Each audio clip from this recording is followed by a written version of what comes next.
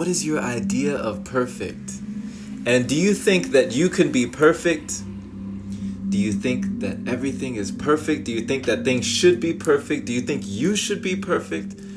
Are you striving for perfection in your life? And how has perfection hindered you? How has it helped you? How has it pushed you? How has it pulled you? You know? This idea of perfection. What is your idea of perfection? This is such a topic, and it was such a topic for me to discover in my own walk, in my own journey, what perfection really meant for me, and was it the truth? You know, we say perfectionism is one of the imposter syndromes, how we stop ourselves from doing many things when we think that we need to be perfect, or when we think that these things need to be perfect. If I thought I had to be perfect, you would never see me. You would never see me come on this live session. I wouldn't be wearing this, right? It hasn't even been ironed. It's all wrinkled. It's all crinkly, right? I got enough clothes to fit in one suitcase, and I'm wearing the same things every day, over and over and over again. Do I need to be perfect? No. I said to myself, Jerome, how can you be effective? How can you impart a word that will encourage somebody, that will enthuse somebody, that will energize somebody, that will lift someone up, that will improve someone's quality of life, quality of being, state of mind, get someone to think a little bit differently? Don't strive for perfect. Strive for progress. Progress over perfection. So let's get into it and let us know, what is your idea of perfect, and how has perfect served you or not in your life when it comes to your endeavors? You know, what's cool about you, my friend, is I feel you were not born to be perfect. You were born to be awesome. You were not born to be pristine, immaculate, and this perfect specimen. You were born to be all you can be.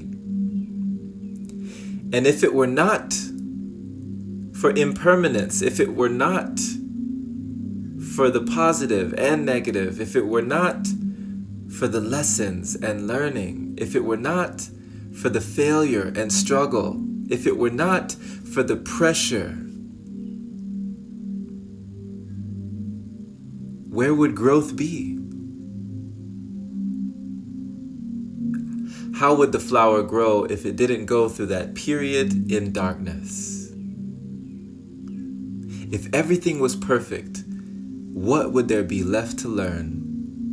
Would your journey be as powerful if everything was perfect? If everyone was perfect, just perfect?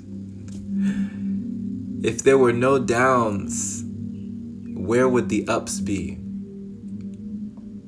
If you never fell, how could you get up? How could you triumph and have victory over the things that were never there to afford you the opportunity to learn?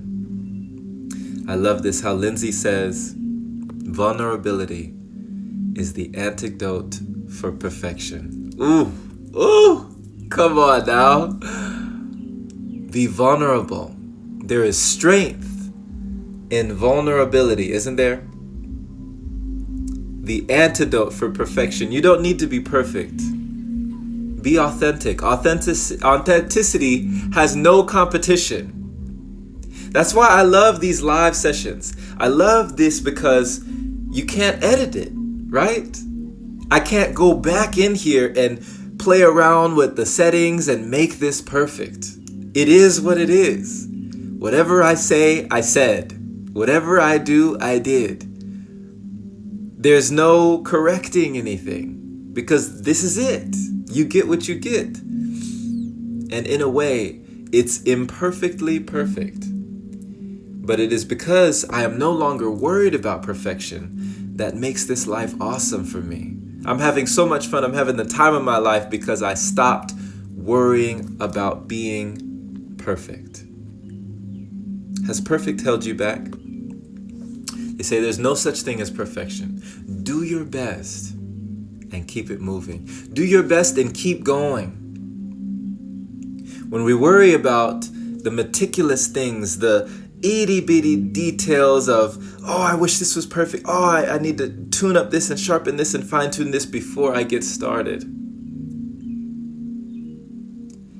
It can point you into inactivity, analysis paralysis,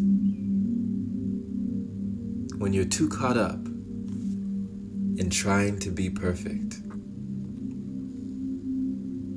And also, perfectionism comes in when we think that others are perfect. When we look up to someone else and we see someone else's journey and we measure ourselves, that comparison that is a thief, it's robbing us of our joy. But we realize that we don't have to compare ourselves to someone else's journey. Don't compare your chapter 1 to someone else's chapter 20. You don't know what they've been through, right? You don't know what they had to do to get to where they are.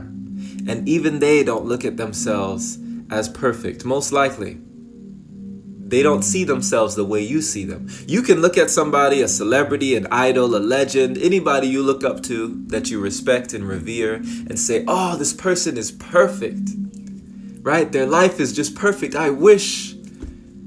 But just like you're looking at them, someone is looking at you. You better be sure that someone is thinking that your life is perfect, wishing that they had all the opportunity that you have, that you think you don't. Someone sees your life as the epitome of perfection. So it's very interesting the way that we tend to compare our journey with others, or compare our part in our own story with someone else's book. Where is our focus? So on your journey, don't have fear of perfection. Because the cool thing is, you'll never reach it. You can strive for it and catch excellence on the way, but perfection itself, not attainable. Because if it were attainable, if it were possible to attain perfection, don't you think someone would have done it by now? Part of what makes us human is that we are fallible. We get things wrong. We're not infallible. Part of what makes us human is that we are imperfect. But that's the beauty of being in this form. The beauty that so many spirits, so many wonderful beings, they say got in line just to be in your human form. The journey you've had to take to be who you are today. Isn't it a privilege to be imperfect? So trudge on, keep going. Remember, just like Martin Luther King said, you don't have to see the whole staircase. It doesn't have to all be laid out in front of you perfectly. Just take that first step in life. Just take one step at a time. That is how we reach the journey of 1,000 miles. One step, just one step with faith, following all in thy heart. Progress, not perfection. And at last, realizing that you don't have to be great to start, but you have to start to be great. All the people who were in history that we read about, that we learn about, that they teach about, if they were worried about perfection, we would never know their names. They would never accomplish the greatest things that they were able to achieve if they had been focused on being perfect. It might be a goal, but ultimately, it is not the destination. Thank you so much, my friend, for listening. Thank you for being here. Thank you for breathing with me. Thank you for being with Chi. And much love to you. Yes, Haruka, thank you for listening and joining. I'm always loving to see your name pop up in your energy field here. And greetings to you from Japan. I know that it's evening for you, so enjoy the rest of your evening, Haruka-san. And much love to you. If you're watching this on the replay here, drop a nugget of wisdom, anything that you were able to take from this. Tag someone in this video that you feel needs to hear this message and that would gain value. Hit the bell notification to be rung whenever we do these live sessions here. And also check out the Open Palm podcast. That is the Open Palm podcast there for you. In the bio, the link is there for your listening pleasure and your daily inspiration. My friend, don't worry about being perfect, for you don't have to be great to start, but you have to start to be great. Be well, be blessed. Embrace your journey, embrace your process, and embrace your own progress. For your progress is yours alone. Take care and have a wonderful rest of your day. We will catch you again very, very soon. Much love.